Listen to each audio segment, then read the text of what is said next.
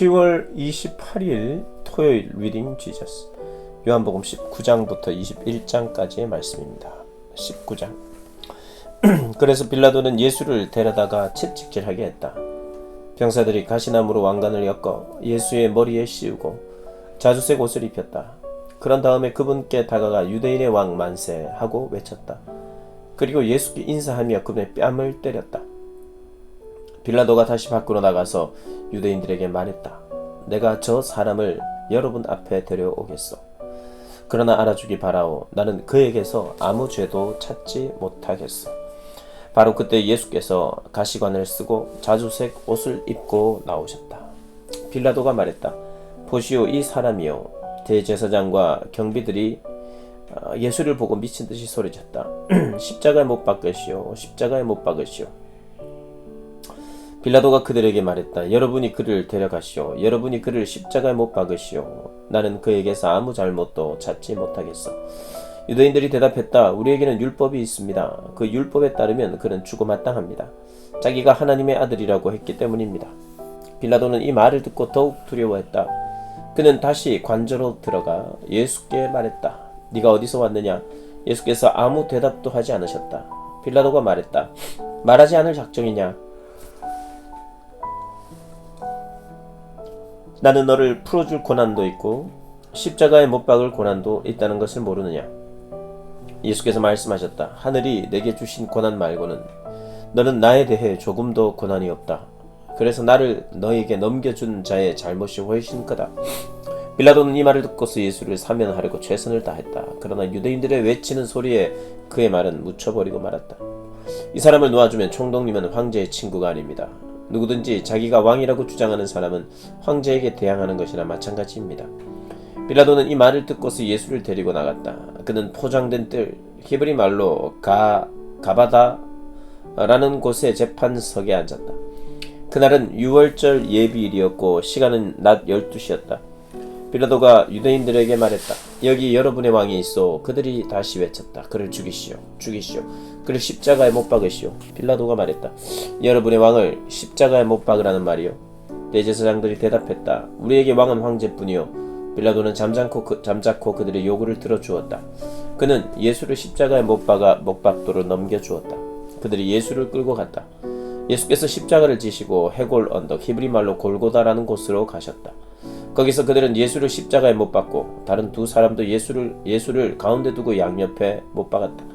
빌라도가 팻말을 써서 십자가에 달게 했다. 팻말에는 이렇게 쓰여 있었다. 나사렛 사람 예수 유대인의 왕. 예수께서 십자가에 못 박히신 곳은 도성에서 아주 가까운 것이었기 때문에 많은 유대인들이 그 팻말을 읽었다. 팻말은 히브리 말과 라틴 말, 그리스 말로 쓰여 있었다. 유대 대제사장들이 의의를 제기하며 빌라도에게 말했다. 유대인의 왕이라고 쓰지 마십시오. 자칭 유대인의 왕이라고 고쳐주십시오. 빌라도가 말했다. 나는 쓸 것을 썼소. 로마 병사들이 예수를 십자가에 못 박고 나서 그분의 옷가지를 가져다가 네 몫으로 나누어 각자 한 몫씩 가졌다. 하지만 그분의 겉옷은 이음매 없이 통으로 짠 것이었다. 병사들이 서로 말했다. 저 옷은 찢지 말고 제비를 뽑아 누가 차지하나 보자. 이로써 그들이 내 옷을 나누었고 내 겉옷을 두고 제비를 뽑았다고 한 성경 말씀이 확증되었다. 병사들이 성경 말씀을 이루는 것이다. 병사들이 자기네 입속을 챙기는 동안에 예수의 어머니와 이모와 글로바의 아내 마리아와 막달라 마리아는 십자가 아래에 서 있었다. 예수께서 자기 어머니와 그 곁에 서 있는 사랑하는 제자를 보시고 어머니에게 말씀하셨다. 여자여, 이 사람이 어머니의 아들입니다. 그런 다음 그 제자에게 말씀하셨다. 이분이 네 어머니시다. 그 순간부터 그 제자는 그녀를 자기 어머니로 모셨다. 예수께서 모든 일이 다 이루어진 것을 아시고 성경 말씀을 이루시려고 내가 목마르다 하고 말씀하셨다. 그 곁에 신 포도주가 담긴 병이 있었다. 어떤 사람이 송뭉치를 신 포도주에 적셔서 창 끝에 달아 올려 그분의 입에 갖다 대었다. 예수께서 신 포도주를 드시고 말씀하셨다. 됐다. 다 이루었다. 예수께서 고개를 숙이고 숨을 거두셨다. 그날은 안식일을 준비하는 날이었다. 안식일에는 시체를 십자가에 둘 수 없었기 때문에 유대인들은 십자가에 달린 자들의 다리를 꺾어 빨리 죽게 해서 시체를 내리게 해달라고 빌라도에게 청원했다. 그래서 병사들이 가서 예수와 함께 십자가에 못 박힌 첫째 사람의 다리를 꺾고 또 다른 사람의 다리도 꺾었다. 병사들이 예수께 다가가서 그분이 이미 숨을 거두신 것을 보고는 다리를 꺾지 않았다. 병사들 가운데 하나가 창으로 그분의 옆구리를 찔렀다. 피와 물이 쏟아져 나왔다. 이 일은 직접 목격한 사람이 정확히 전한 것이다. 그가 직접 보고 진실을 말한 이유는 여러분도 믿게 하려는 것이었다. 이 일로 인해 그의 뼈가 하나도 꺾이지 않았다고 한 성경 말씀과 그들은 자기들이 찌른 이를 볼 것이다 라고 한 성경 말씀이 확증되었다. 이 모든 일이 있고 나서 아리마대 사람 요셉이 예수의 시신을 거두게 해달라고 빌라도에게 청했다. 그는 예수의 제자였지만 유대인들의 위협 때문에 자기가 예수의 제자라는 사실을 비밀로 하고 있었다. 빌라도가 허락하자 요셉이 가서 시신을 거두었다. 일찍이 밤중에 예수를 찾아왔던 니고데모가 이번에는 환한 대낮에 모략과 침향 섞은 것을 33kg쯤 가지고 왔다. 그들은 예수의 시신을 모셔다가 유대인의 장례 풍습대로 향료를 바르고 고운 배로 쌌다. 예수께서 십자가에 못 박히신 곳 근처에 동산이 있었다. 그 동산에는 아직 아무도 모신 적이 없는 새 무덤이 있었다. 그들은 유대인들이 안식일을 준비하는 날이었고 무덤도 가까이 있었으므로 그들은 거기에 예수를 모셨다. 20장 한 주의 첫날 이른 아침이었다. 아직 어두울 때에 막달라 마리아가 무덤에 가서 보니 무덤을 막고 있던 돌이 입구에서 옮겨져 있었다. 그녀는 곧장 시몬 베드로와 예수께서 사랑하시는 다른 제자에게 숨가쁘게 달려가서 말했다. 사람들이 주님을 무덤에서 꺼내 갔어요. 그들이 그분을 어디에 두었는지 모르겠습니다. 베드로와 다른 제자가 즉시 무덤을 향해 서로 앞다투어 달려갔다. 다른 제자가 베드로를 앞질러 무덤에 먼저 도착했다. 그가 몸을 구부려 안을 들여다보니 거기에 고운 배가 놓여 있었다. 그러나 그는 안으로 들어가지는 않았다. 시몬 베드로가 그의 뒤에 도착해서 무덤 안으로 들어가 보니 고운 배가 놓여 있었다. 그분의 머리를 감쌌던 수건은 고운 배와 함께 있지 않고 따로 가지런하게 개어져 있었다. 그제야 먼저 도착했던 다른 제자도 무덤 안으로 들어가서 증거를 보고 믿었다. 그분께서 죽은 자들 가운데서 살아나야 한다는 말씀을 아직 아무도 깨닫지 못하고 있었다. 그 후에 두 제자는 집으로 돌아갔다. 그러나 마리아는 무덤 바깥에 서서 울고 있었다. 그녀가 울면서 무릎을 꿇고 무덤 안을 들여다보니 흰옷을 입은 두 천사가 거기에 앉아 있었다. 한 천사는 예수의 시신이 놓여있던 자리 머리맡에, 다른 천사는 발치에 앉아 있었다. 천사들이 마리아에게 말했다. 여자여, 어찌하여 우느냐? 마리아가 말했다. 사람들이 내 주님을 꺼내 갔습니다. 그들이 그분을 어디에 두었는지 모르겠습니다. 마리아가 이렇게 말하고 나서 뒤로 돌아서니 예수께서 거기에 서 계셨다. 그러나 마리아는 그분을 알아보지 못했다. 예수께서 마리아에게 말씀하셨다. 여자여, 어찌하여 우느냐? 누구를 찾고 있느냐? 마리아는 그분이 동산지기인 줄 알고 말했다. 선생님이 그분을 모셔갔다면 어디에 두었는지 알려주세요. 내가 그분을 돌보겠습니다. 예수께서 마리아야 하고 부르셨다. 마리아가 예수께 돌아서며 히브리 말로 라보니 하고 불렀다. 이는 선생님이라는 뜻이다. 예수께서 말씀하셨다. 나를 계속 붙들고 있지 마라. 내가 아직 아버지께로 올라가지 않았다. 너는 내 형제들에게 가서 내가 내 아버지이며 너희 아버지이신 분 곧 내 하나님이시며 너희 하나님이신 분께로 올라간다고 전하여라. 막달라 마리아가 제자들에게 가서 소식을 전했다. 내가 주님을 배웠어요. 마리아는 예수께서 자기에게 말씀하신 모든 것을 그들에게 알렸다. 그날 해질녘에 제자들이 모였으나 그들은 유대인들이 무서워 집에 있는 문이란 문은 다 닫아 걸고 있었다.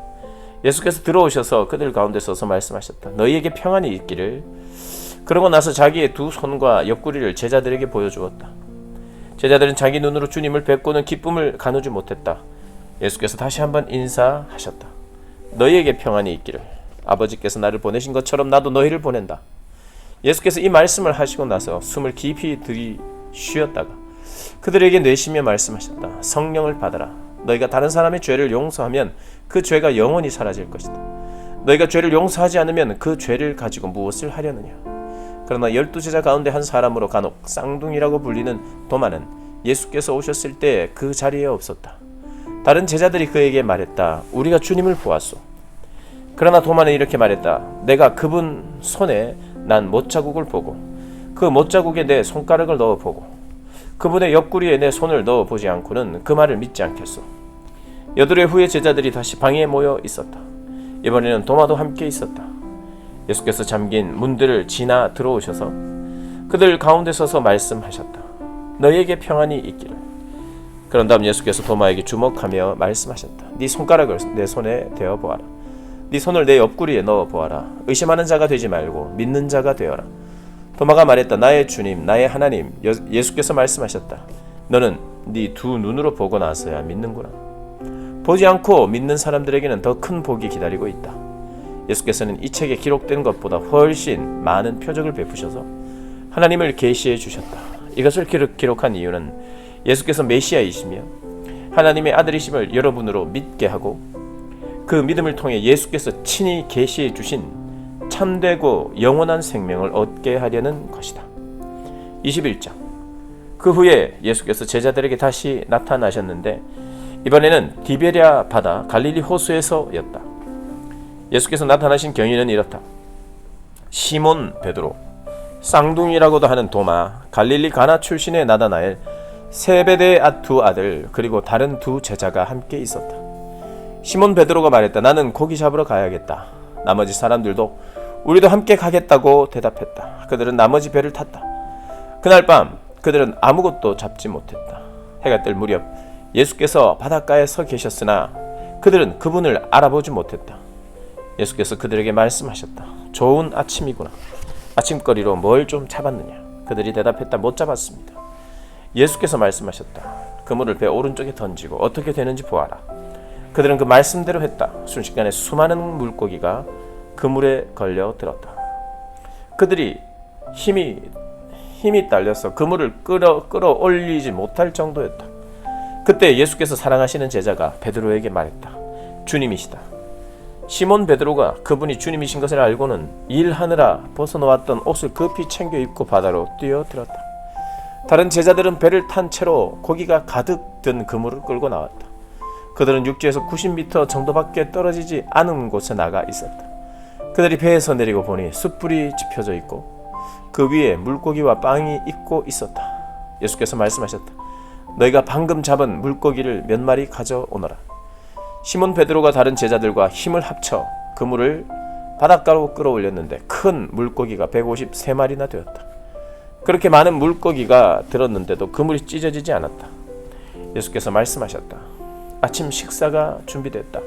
제자들 가운데 당신은 누구십니까? 하고 감히 묻는 사람이 없었다. 그들은 그분이 주님이신 것을 알고 있었다. 예수께서 빵을 들어 그들에게 주시고 물고기도 그들에게 주셨다. 예수께서 죽은 자들 가운데서 살아나신 뒤에 제자들에게 살아있는 모습을 보이신 것은 이번이 세 번째였다. 아침 식사 후에 예수께서 시몬 베드로에게 말씀하셨다. 요한의 아들 시몬아, 네가 이 사람들보다 나를 더 사랑하느냐? 예, 주님, 제가 주님을 사랑하는 줄을 주님이 아십니다. 예수께서 말씀하셨다. 내 어린 양들을 먹여라. 그런 다음 예수께서 두 번째로 물으셨다. 요한의 아들 시몬아, 네가 나를 사랑하느냐? 예, 주님, 제가 주님을 사랑하시는 줄을 주님이 아십니다. 예수께서 말씀하셨다. 내 양들을 돌보아라. 예수께서 세 번째로 물으셨다. 요한의 아들 시몬아, 네가 나를 사랑하느냐? 예수께서 나를 사랑하느냐 하고 세 번째 물으시니 베드로는 근심이 되었다. 주님은 모르시는 것이 없습니다. 제가 주님을 사랑하는 줄을 주님께서 틀림없이 아십니다. 예수께서 말씀하셨다. 내 양들을 먹여라. 이제 너에게 진실을 알려주겠다. 네가 젊었을 때는 네 스스로 옷을 입고 어디든지 원하는 곳으로 다녔다. 그러나 네가 나이 들어서는 두 팔을 벌려야 할 것이다. 다른 사람이 너에게 옷을 입히고 네가 원하지 않는 곳으로 너를 데려갈 것이다. 예수께서 이렇게 말씀하신 것은 베드로가 어떤 죽음으로 하나님을 영화롭게 할 것인지를 암시하신 것이다. 이 말씀을 하시고 예수께서 이렇게 명하셨다. 나를 따라오너라. 베드로가 고개를 돌려보니 예수께서 사랑하시는 제자가 바로 뒤에서 따라오고 있었다. 베드로가 그를 보고 예수께 물었다. 주님, 이 사람은 어떻게 되겠습니까? 예수님께서 말씀하셨다. 내가 다시 올 때까지 그를 살려두고자 하더라도 그것이 너와 무슨 상관이 있느냐? 너는 나를 따라오너라.